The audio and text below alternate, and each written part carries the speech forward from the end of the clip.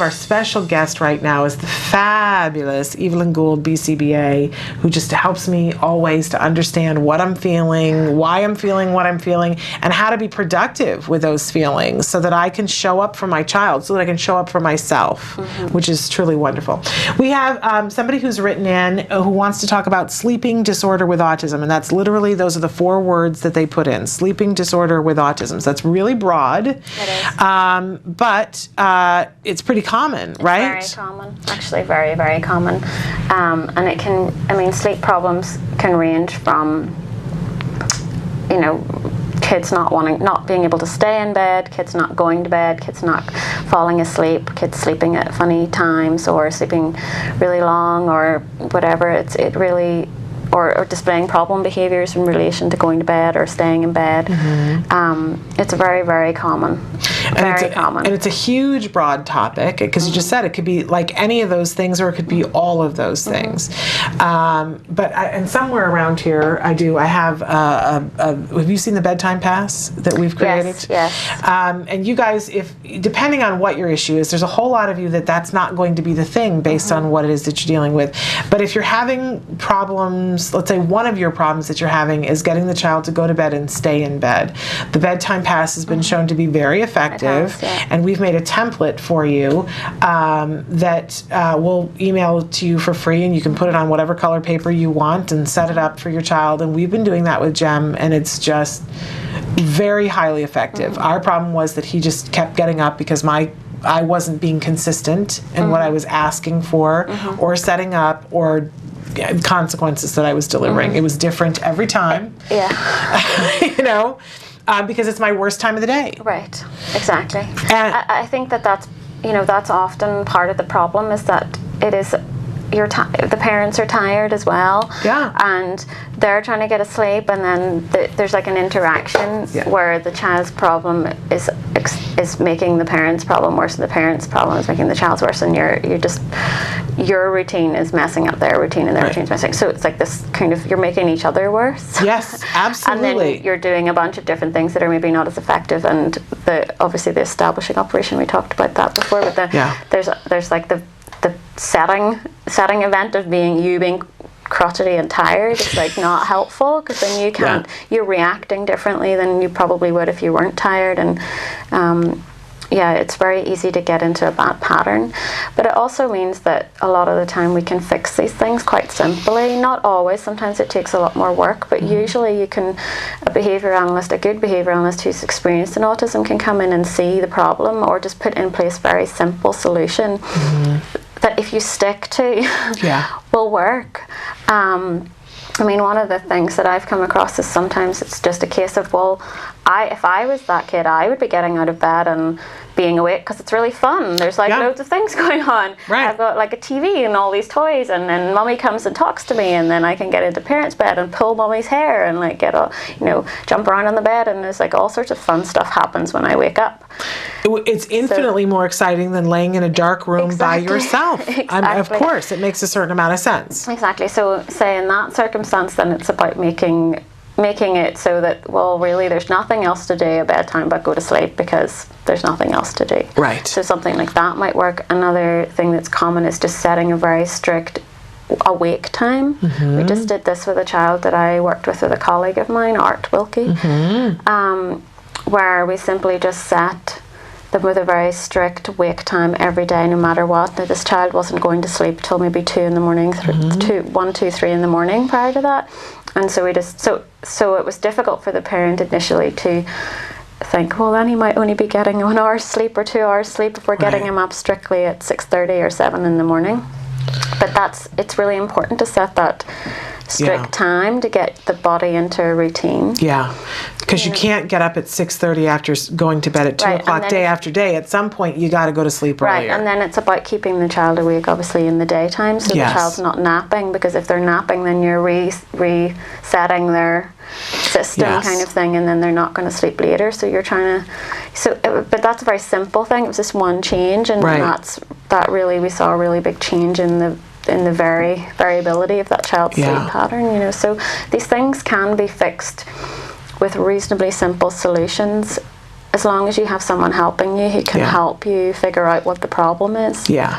And I think that's the core for a lot of things. Working with somebody, hopefully a board-certified behavior analyst who has experience with autism and has experience with this type of behavior, to come in and look, because we can talk endlessly as a parent about what we think it is, and I can sit here and say, well, I'm a mess at that time of the day, and I can cop to all of that, but I still can't see the 360-degree view of what's going on. And you know, a lot of our kids also have problems with, which aren't just related to our routine or us messing up things, but in the season changes and things like that, like the difference in light time and dark and that kind of thing. I'm feeling that. Or when the clocks change, I see kids like struggling with that, the hours, even the hours. I think we all do.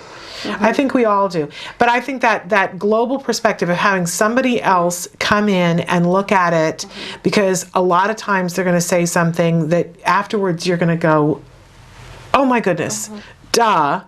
But you couldn't see it where you were at. And you need someone who also is going to support you enough, because I think, like I was saying, it's hard sometimes, I think, as a parent, to believe that this problem that you've been having for the entirety of 4 years, say, for example, can be fixed with one change. Right. Like it's kind of, I don't see, that's not going to work. And usually when I first have initial conversations with parents, they will give me a bunch of reasons why it won't work. Right. And they've tried a bunch of things, or we tried that before, or we tried this, that's not going to work, that's not going to work. And usually it didn't work for a variety of reasons, or they didn't have, the intervention wasn't matched to what was going on, or they weren't supported enough to be able to be consistent, or whatever the reason is. So it's important that you have someone working with you who listens to you and supports you enough to be able to implement it, because as well, like parents need sleep too, and so it can be really hard initially when you put in place sleep interventions, because likely things are going to get worse before they get better. Yeah.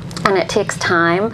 You're not going to see necessarily an immediate change. Sometimes you do. Yeah. But a lot of the time you have to put an intervention in place for sleep that's there for a good week or two before you start to see things get better. Right. And you kind of need somebody to hold your hand through that process, because as you were saying, you're probably sleep deprived going into it, and may get more sleep deprived. Yeah, exactly. I mean, I think it's the same for all those major changes like sleep, feeding, toileting. I think you really need to make sure you have someone who's going to listen to you and support you enough. Yeah. But if you have that, you can make dramatic changes reasonably simply. Yeah, and I think a lot of times people think, oh, well, I'm not working with a BCBA right now, and and you might be in a mindset of thinking to yourself, well, they're going to want to do 40 hours, and I can't afford that, and that can't happen.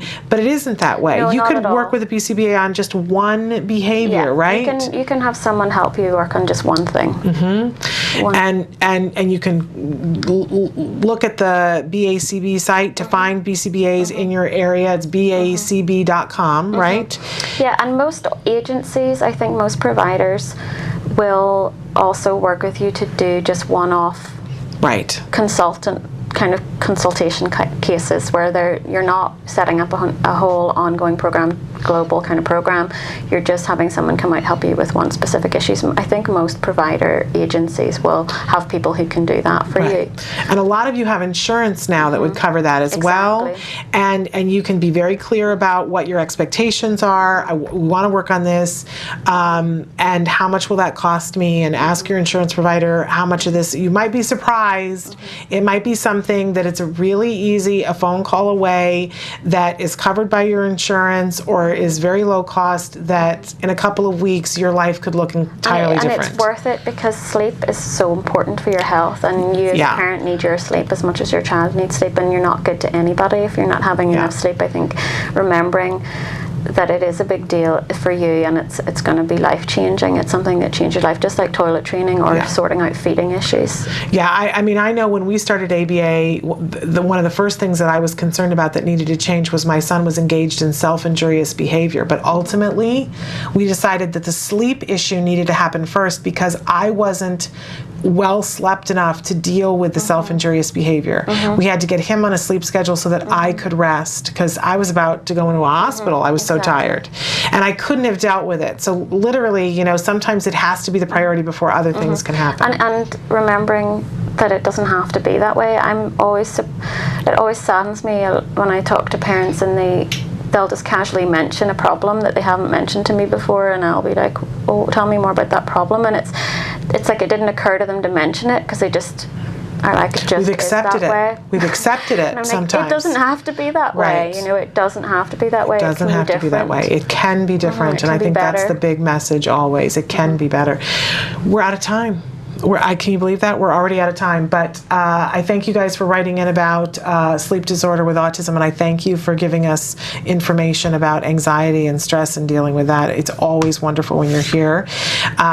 So thrilled. And we're going to be making a program change that you're going to be joining us on Tuesdays now. Yeah, I hope I remember. Yes, well, I'll make sure you remember.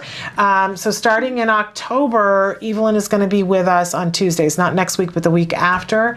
And we'll give you more information about what time as we sort that out, but we're going to move to Tuesdays, which I'm really excited about because I think I need help earlier in the week. Wednesday's too late. Yeah. I got to have it Tuesday, and hopefully we won't ever have to move you to Monday, but thrilled that you're able to still be with us on Tuesdays.